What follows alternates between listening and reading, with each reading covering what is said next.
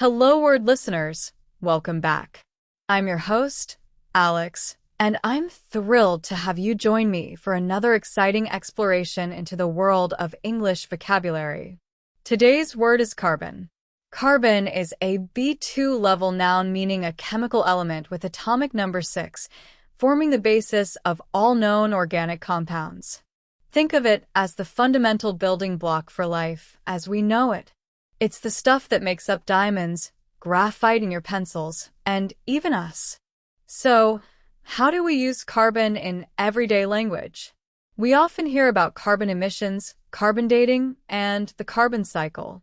These terms are all related to the element carbon and its role in the environment and in understanding our past. Now, let's delve into some synonyms for carbon. One synonym is soot. Soot refers to a black powdery or flaky substance consisting largely of carbon, produced by the incomplete burning of organic matter. For example, the fireplace was covered in soot after the long winter. Another synonym is char. Char is partially burned organic matter, usually wood, consisting mainly of carbon. A sentence using char could be, the firefighters found char and ash where the forest fire had been. Another, perhaps less direct, synonym could be graphite. Remember, graphite is a form of carbon. A sentence using graphite could be, the pencil's lead is made of graphite. While not direct synonyms, these words relate closely to the element carbon or its forms. Now, let's consider some antonyms. This is a bit tricky as carbon is a chemical element, so direct antonyms don't exist in the traditional sense. However, we can think of elements that contrast with carbon in terms of their properties and roles. One such element could be oxygen. Oxygen is essential for combustion, which is often how carbon is released into the atmosphere as carbon dioxide.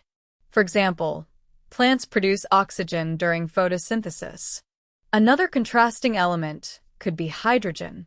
Hydrogen, while also a fundamental element, combines with carbon to form hydrocarbons. A sentence using hydrogen could be, water is made up of hydrogen and oxygen. Another contrasting element could be nitrogen. Nitrogen is a key element in the atmosphere and in plant growth, playing a different role than carbon in many ecosystems. A sentence using nitrogen could be, the air is primarily made up of nitrogen. Now, let's look at how carbon is used in everyday life.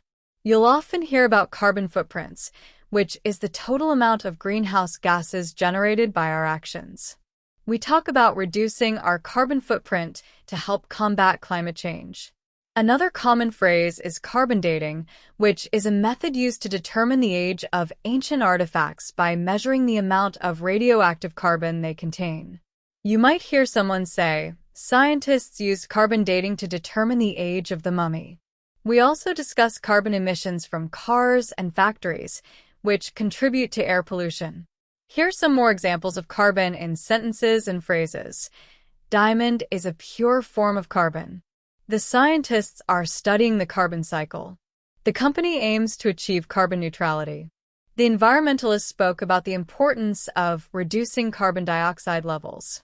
The experiment involved heating the substance to release carbon monoxide. The artist used carbon paper to create a copy of the drawing. The city implemented new regulations to control carbon emissions. The soil contains a high amount of organic carbon. The researchers analyzed the carbon isotopes in the rock samples. The process of carbon sequestration aims to capture and store carbon dioxide. The building material had high carbon content. The athlete uses a bicycle made of carbon fiber. He is working to reduce his personal carbon footprint.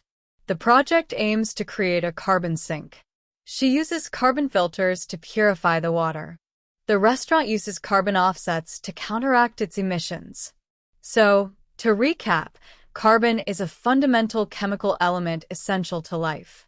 We discussed its definition, synonyms like soot, char, and graphite, and contrasting elements like oxygen, hydrogen, and nitrogen. We also explored its usage in everyday life, from carbon footprints to carbon dating. Thank you for joining me on Hello Word today.